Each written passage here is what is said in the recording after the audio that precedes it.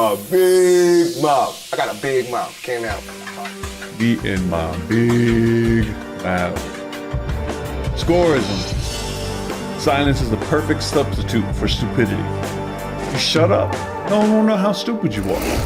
The problem is, everybody want to open up their big mouth and let you know exactly how stupid they are. What do you think you're most known for? Your acting, your music, or the controversy that surrounds you? My big mouth. My big mouth. I got a big mouth. Can't help it. I talk from my heart. I'm real. You know what I'm saying? Whatever comes, comes. But my controversy probably. And it's not my fault. I'm trying to find my way in the world. You know, I'm trying to be somebody instead of just make money off everybody. You know what I'm saying? And so I go down paths that haven't been traveled before, and I usually mess up. But I learn, you know what I'm saying? I come back stronger. You know, I'm not talking ignorant, you know what I'm saying? So I obviously put thought into what I do. Proverbs 18:21, death and life are in the power of the tongue, and they that love it shall eat the fruit thereof. James 3, now many of you should become teachers. Look at ships also. Though they are so large and are driven by strong winds, they are guided by a very small rudder, whenever or wherever the will of the pilot directs them. If you have ever watched a horse racer, you would see that they put a leather contraption called a bridle around the face of a horse. The bridle has a little piece called the bit that goes into the horse's mouth. The big horse is controlled by the little bit in its mouth. Just a gentle tug to the left on the bridle will send the horse in that direction. That big beast is controlled by a little steel piece in its mouth called the bit. A massive ship is also controlled by one of its smallest parts. Think of all the huge parts on a ship. What really directs the boat? It's the rudder. A rudder is a device used for steering and maneuvering a ship or boat. It's one of the smallest pieces, but often it's the smallest things in our lives that have significant control over us. The same is true with our tongue.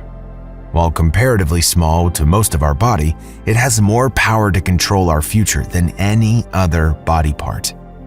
So also the tongue is a small rudder, yet it boasts great things. How great a force is set ablaze by such a small fire. From the abundance of the heart, the mouth speaks.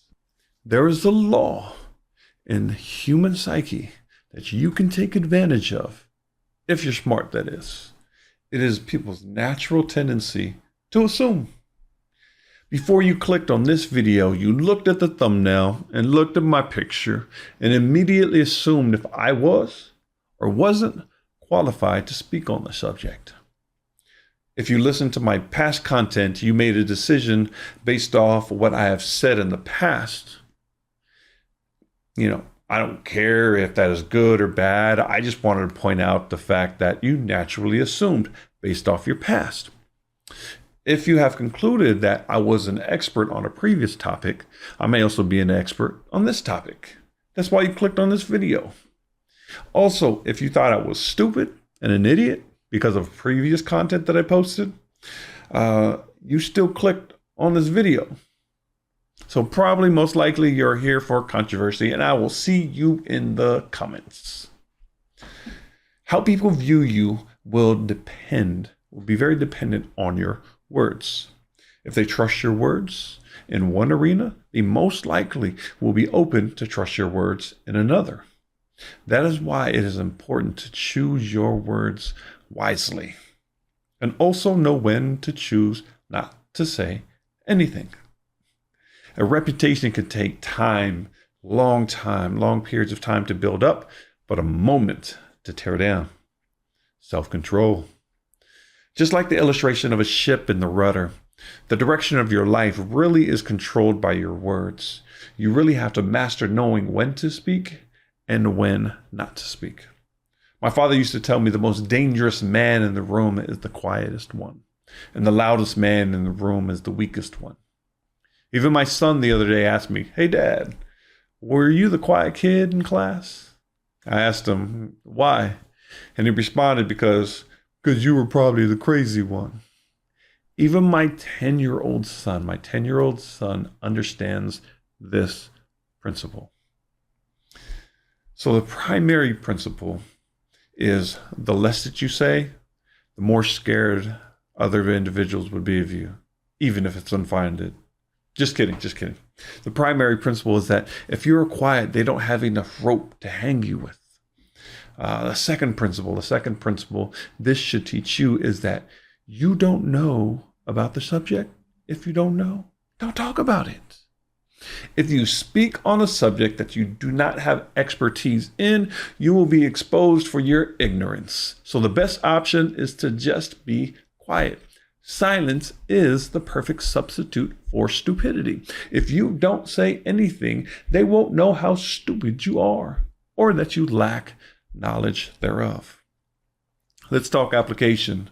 There are several ways to apply this. If someone asks you a question, you don't really know the answer, the perfect response is, I don't know. That response is better than you giving them the wrong answer, especially because you just lied to them. If you don't have information on a subject and you choose to speak on it, you most likely are getting it wrong.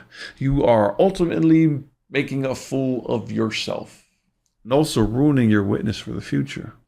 Also, if you make false claims, that's similar to the boy who cried wolf. You make false claims now. When you finally make a truth claim, ain't nobody gonna believe you. They checking your past history. The third application is don't stick your nose in other people's business where it don't belong. Lastly, why you should choose silence over speaking. I play Sudoku on extreme.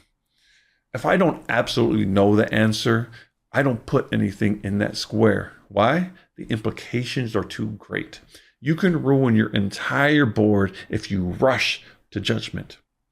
And like fashion, if you speak out of turn, you could ruin so many things. Not only can you ruin that current situation, you could also ruin another individual's future.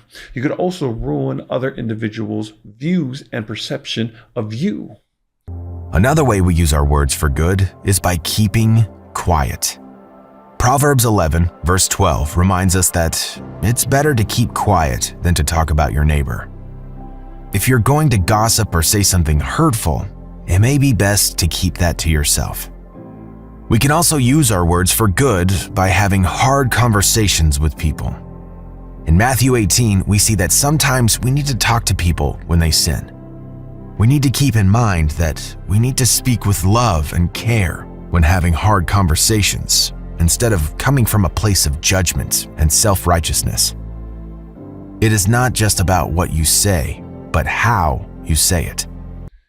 In closing, be quick to listen, slow to speak, and remember to always tell the truth in love. Appreciate you guys as always. I hope you guys learned something from all of these videos. Score, signing off. Till next time, peace and grace.